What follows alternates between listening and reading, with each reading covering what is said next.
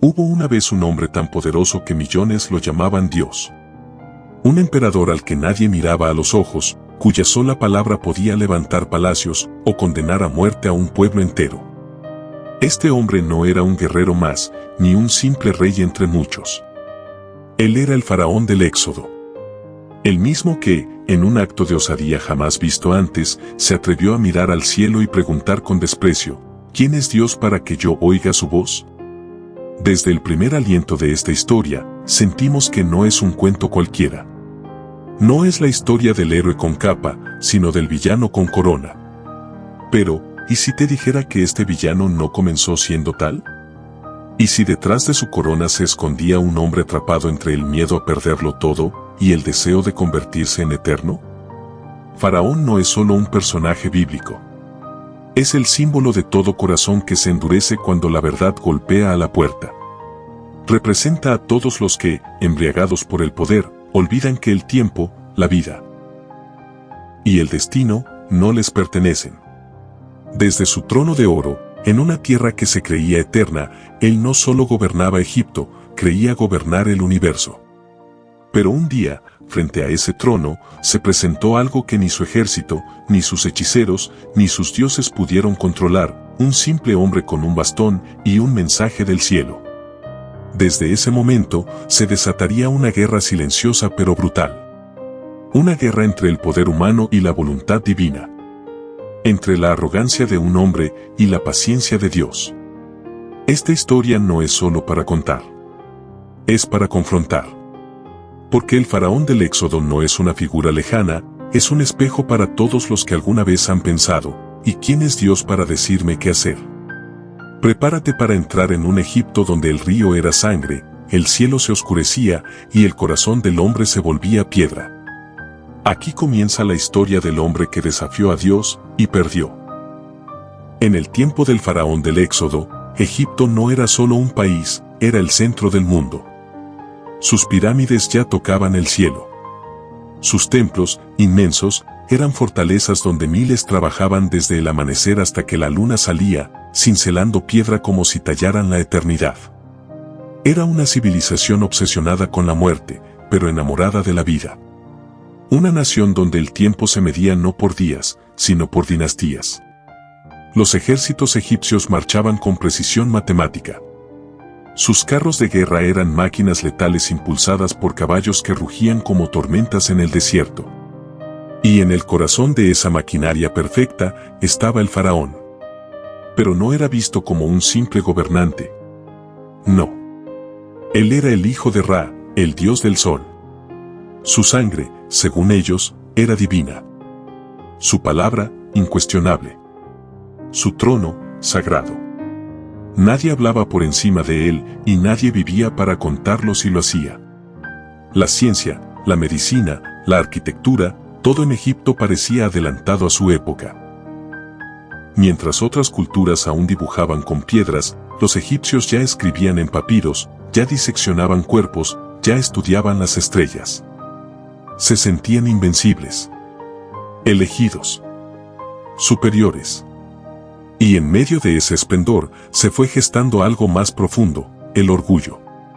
Un orgullo que no reconocía límites ni errores. Era una civilización que creía tenerlo todo, y por eso, no veía que le faltaba lo más importante, la verdad. Adoraban a cientos de dioses, cada uno con su función, su templo, su fiesta. Pero habían olvidado al único que lo sostenía en secreto, al único que, con un suspiro, podía desmoronar sus imperios de piedra. La grandeza de Egipto, aunque impresionante, tenía un defecto fatal, estaba cimentada en el ego humano. En la creencia de que nada ni nadie podía romper su control. Y ese orgullo no solo vivía en las calles, vivía en el corazón del faraón. Un corazón que se volvería el campo de batalla más sangriento de todos, el lugar donde se enfrentaría lo terrenal con lo eterno. Porque cuando una civilización se cree su propio Dios, la caída no viene por enemigos externos, sino por un juicio que desciende desde el cielo. Durante años, películas, libros y dibujos animados han pintado la misma imagen, dos niños corriendo por los pasillos dorados del palacio egipcio, riendo, compitiendo, formándose como hermanos. Moisés y el faraón del Éxodo. Como si su historia fuera una tragedia fraternal, una traición entre sangre real. Pero, eso no fue así. La Biblia, que es la fuente más antigua y confiable de esta historia, no menciona en ningún momento que Moisés y este faraón hayan crecido juntos, ni que se conocieran en su juventud. Moisés sí fue criado como egipcio, sí vivió dentro del sistema, pero no hay ninguna evidencia de que compartiera su infancia o su formación con el hombre que más tarde ocuparía el trono. No fueron hermanos. No fueron amigos. No fueron rivales personales. Fueron simplemente dos vidas que se cruzaron cuando ya era demasiado tarde para el diálogo. Esta aclaración cambia todo. Porque lo que enfrentó al faraón con Moisés no fue una historia de celos, ni una enemistad antigua, ni una disputa familiar. Fue algo mucho más profundo. Fue un choque entre el orgullo de un imperio y la voz de un Dios que no negocia. Cuando Moisés regresa, ya no lo hace como un hijo adoptivo del sistema. Vuelve como un hombre transformado. Un profeta con una misión. Y al frente de él, no está un hermano caído, sino un rey en su trono, endurecido por años de poder absoluto, convencido de que no debe rendir cuentas a nadie. Entender que no hubo vínculo emocional entre ellos nos permite ver la historia con otros ojos. No es una pelea de familia. Es una guerra de reinos, el del hombre contra el de Dios. La verdadera tensión no está en un pasado compartido, sino en lo que representan Moisés como instrumento divino y el faraón como símbolo de la resistencia humana. Y esta diferencia es vital. Porque a veces las batallas más intensas no nacen del afecto que se quebró, sino de la ceguera que se negó a ver. El faraón no peleaba contra un hermano. Estaba peleando contra el cielo mismo. Cuando el polvo del desierto se asentó y el viejo faraón fue sepultado en su tumba dorada, Egipto no tembló, porque ya había alguien preparado para ocupar su lugar. El nuevo rey no necesitó ganarse el trono con espadas ni traiciones. Desde que era niño, su destino ya estaba trazado, sería Dios viviente entre los hombres, protector de la Ma'at, el orden cósmico, guardián del equilibrio, y si era necesario, destructor del caos. Este faraón no fue el que decretó la muerte de los niños hebreos. Aquella orden brutal pertenecía a otro tiempo, a otro gobernante. Pero las consecuencias seguían vivas. Porque los hebreos no desaparecieron, crecieron. Se multiplicaron. En los campos, en las ciudades, en las sombras del imperio. Ya no eran un grupo pequeño. Eran miles. Una nación dentro de otra nación. Una amenaza silenciosa. Y entonces, el nuevo rey tuvo que tomar decisiones. Su educación no había sido sentimental. Fue formado para gobernar sin titubeos. Desde pequeño aprendió que el poder no se negocia, se impone. Que el trono no es un asiento, es una muralla. Y que todo lo que desafíe la estabilidad de Egipto debe ser controlado, reprimido, eliminado. Para él, los hebreos eran un problema heredado. Uno que debía manejar con firmeza. Tal vez nunca los odió personalmente. Pero los vio como una fisura peligrosa en el muro perfecto de su civilización. Y lo peor, estaban organizados. Tenían líderes. Tenían historias, sueños, esperanzas. Todo lo que hace a un pueblo fuerte. Así que el joven faraón se ajustó la corona. Miró la tierra fértil que le habían dejado sus ancestros. Y se prometió no ser débil. Su motivación no era simple maldad. Era el deber de proteger el legado egipcio. A cualquier costo. Aunque ese costo fuera aplastar la identidad de un pueblo entero. Este no era un villano de caricatura. Era un rey preparado por su cultura, por su tiempo, por su linaje. Convencido de que estaba haciendo lo correcto. Y eso lo hacía aún más peligroso. Porque cuando alguien cree que oprime por el bien común, no escucha razones. El ascenso de este faraón no fue solo al poder, fue a una guerra invisible. Una guerra que estaba a punto de estallar. Y él, aún no lo sabía. El eco de los pasos retumbó en el palacio de piedra, ese lugar donde solo los poderosos caminaban con la cabeza en alto. Los guardias se abrieron, el silencio se volvió denso, y allí estaba Moisés. Pero no era el mismo. Faraón lo miró y por un instante dudó. Ese hombre había caminado antes entre columnas sagradas, vestido como príncipe, instruido como egipcio. Había desaparecido durante décadas, tragado por el desierto, olvidado por la historia. Y ahora volvía, no como un súbdito, sino como una amenaza. Ya no hablaba con la cortesía de la nobleza egipcia, ni llevaba los símbolos del Nilo. Su rostro era distinto. Su voz tenía peso. Y en su mano, una vara. No una espada. No un decreto. Una simple vara que decía representar al Dios de los hebreos. Para el faraón, aquello era ridículo. ¿Qué podía una vara frente a las lanzas del imperio? ¿Qué valor tenía la voz de un hombre cuando se alzaba contra una civilización entera? ¿Y quién era ese Dios, sin templos, sin estatuas, sin nombre que los egipcios reconocieran? Pero lo que más perturbaba no era el mensaje, era el mensajero. Moisés conocía el sistema. Conocía los pasillos, las reglas, las debilidades. Había sido uno de ellos. Y sin embargo, había regresado como algo más. Como un puente entre dos mundos, o como una grieta en el muro que el faraón intentaba mantener intacto. No había odio personal, pero sí traición. Y ese es el peor enemigo, el que viene de adentro. Moisés no solo pedía libertad para su pueblo. Estaba desafiando todo lo que Egipto creía eterno.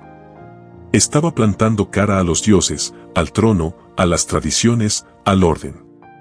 Este encuentro no fue solo una confrontación entre dos hombres. Fue el choque entre dos identidades, el faraón, símbolo de poder terrenal, y Moisés, portavoz de una autoridad celestial. Uno hablaba en nombre de imperios, el otro, en nombre de Dios. Y en ese momento, sin una batalla, sin un ejército, comenzó una guerra invisible. Porque cuando alguien regresa transformado, ya no se le puede encerrar en lo que fue. Y Moisés no vino a pedir, vino a exigir. La sala del trono se volvió más tensa que nunca. Frente al faraón, no había un ejército invasor, ni una conspiración interna, sino dos ancianos con túnicas polvorientas y una petición que sacudía el alma del imperio: deja ir a mi pueblo. No pedían negociación. No ofrecían tributo. Solo proclamaban libertad, y lo hacían en nombre de un Dios desconocido para Egipto. Para el faraón, aquella escena fue casi una burla. ¿Cómo podían estos hombres, sin ejército ni corona, exigirle algo al trono más poderoso de la tierra? Su orgullo no le permitió ver más allá de lo evidente. No reconoció a Moisés como un emisario celestial, sino como un traidor a su cultura. No vio un mandato divino, sino una provocación política. Y cuando el poder se siente desafiado sin comprender la dimensión de lo que enfrenta, suele responder con fuerza bruta. En vez de ceder, el faraón reaccionó como lo haría cualquier gobernante cegado por su propio control, con más opresión.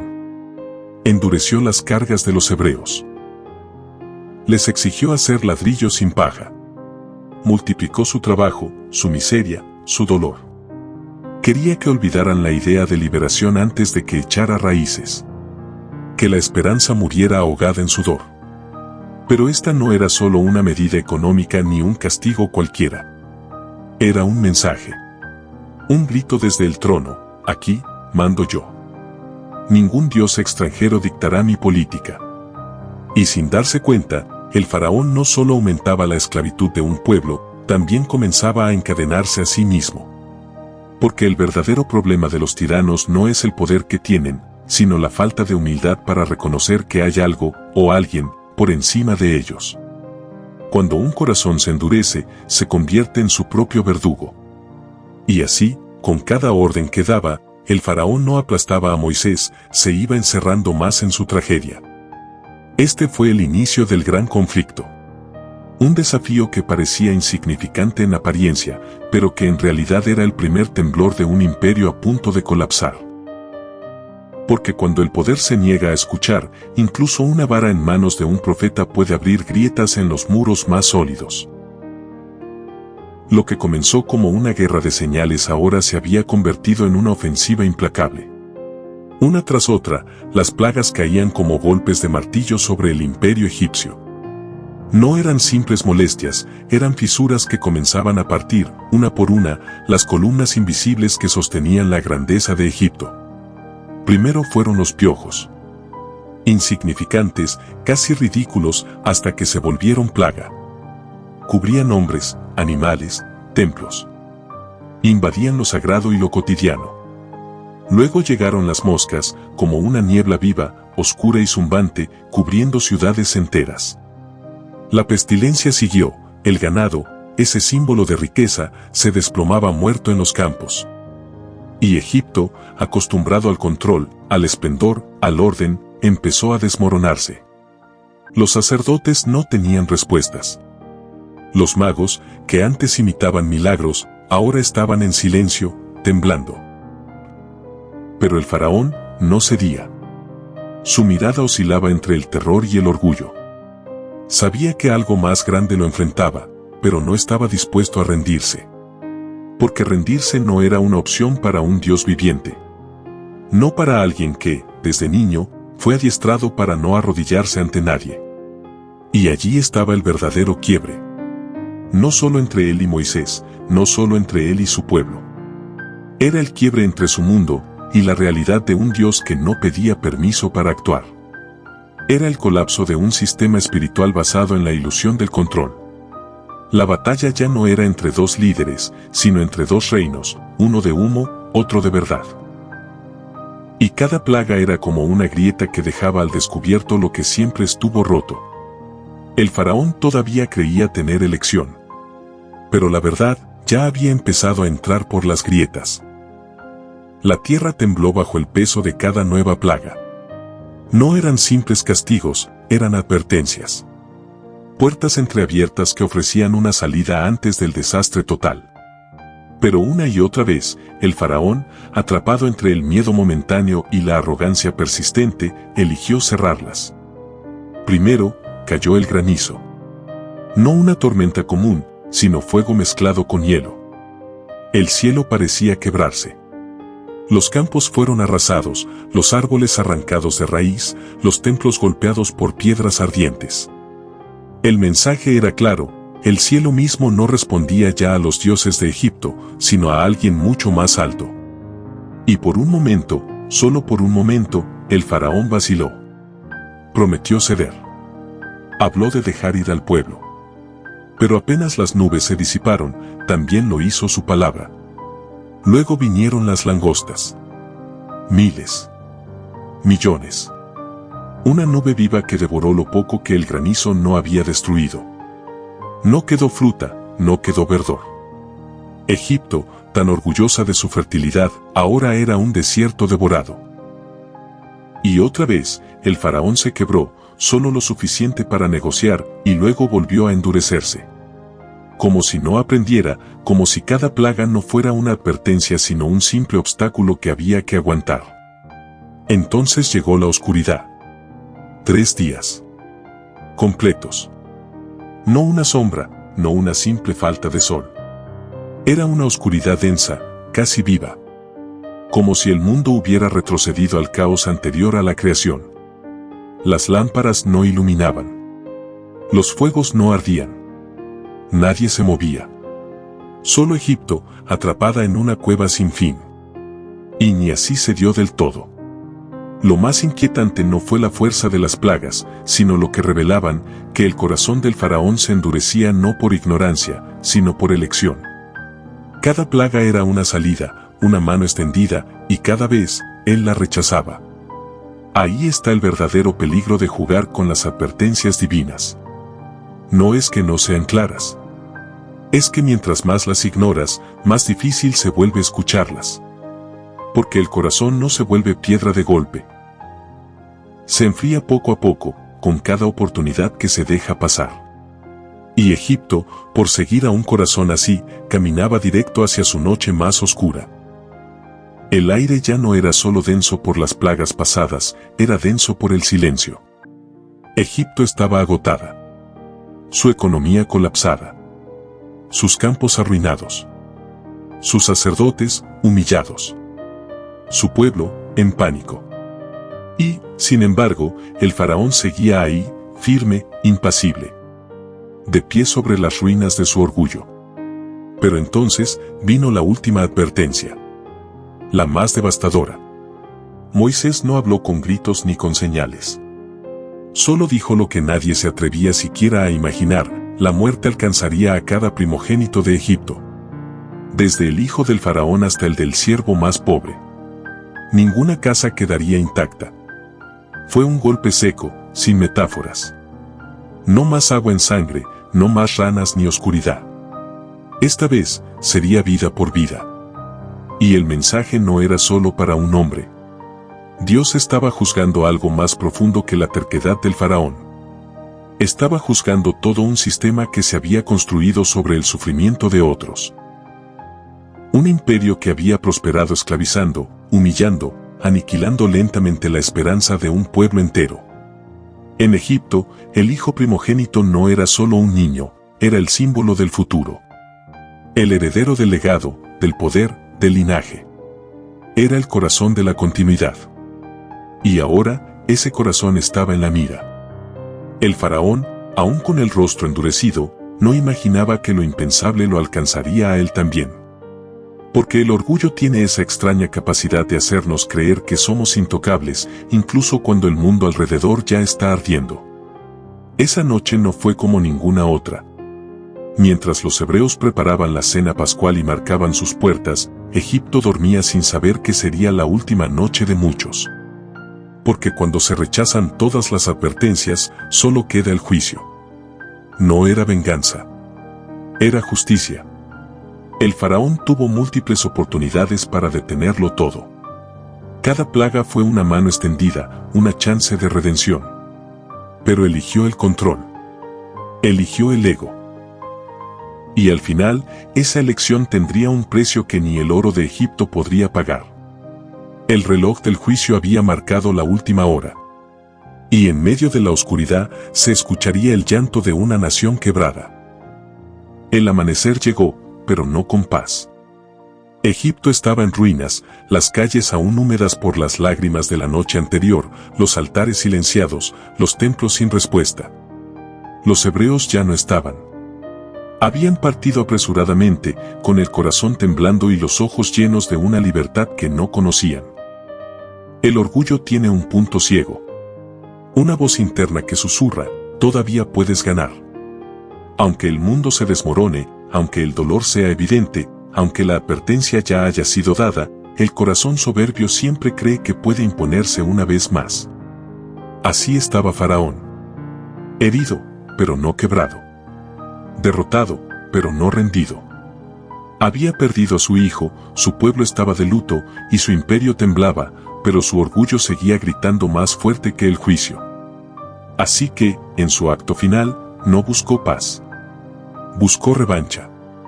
Reunió lo que quedaba de su poder: carros, jinetes, soldados. Las ruedas doradas de Egipto se pusieron en marcha, levantando polvo sobre una tierra que ya no le respondía. Y frente a él, la visión más absurda y desafiante: un pueblo de esclavos caminando en seco, por el fondo del mar. Un mar partido en dos, como si la creación misma obedeciera una orden divina. Murallas de agua sostenidas por una fuerza invisible.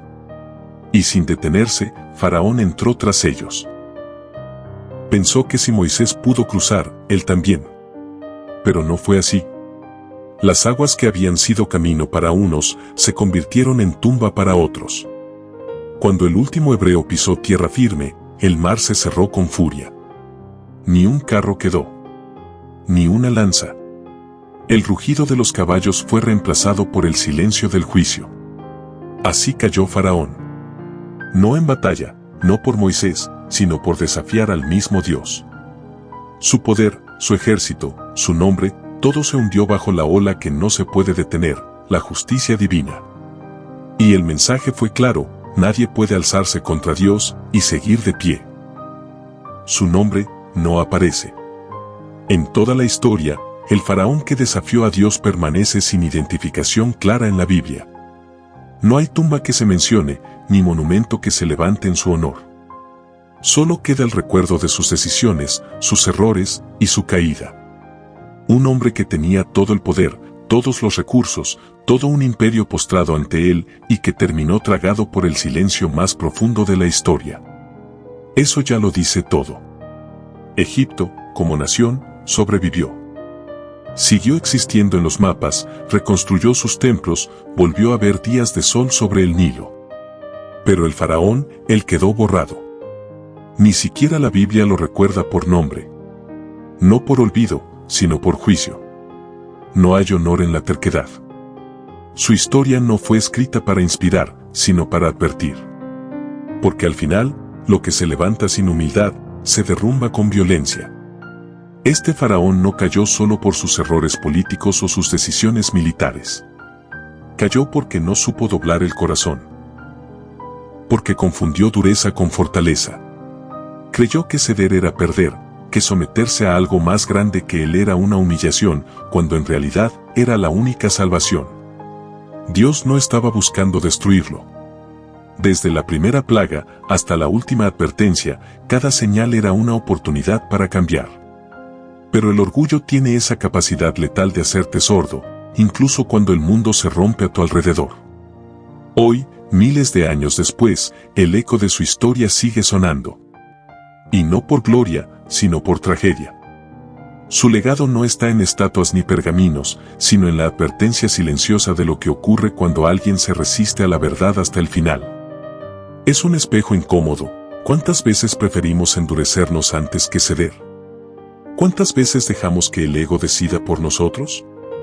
El faraón pudo haber sido recordado como el rey que escuchó, que cambió, que salvó a su pueblo del juicio.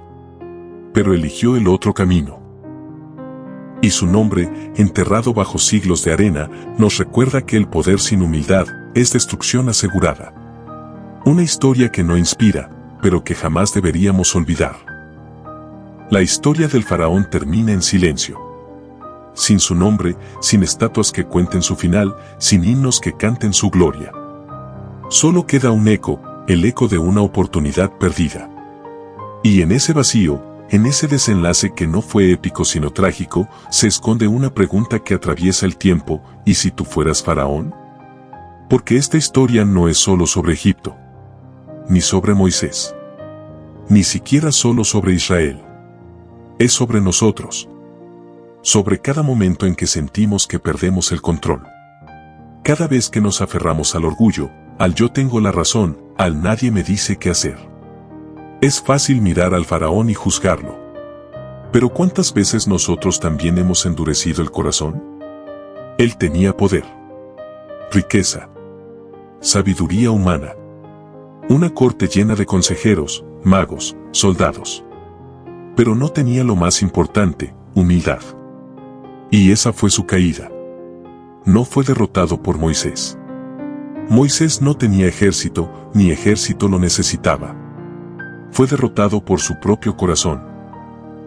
Un corazón que se negó a soltar, que confundió control con seguridad, que prefirió perderlo todo antes que reconocer que no era Dios.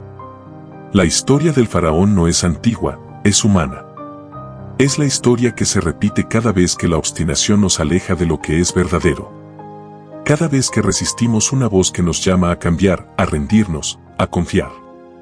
Todos somos faraón cuando nos cerramos al amor, a la corrección, a la verdad.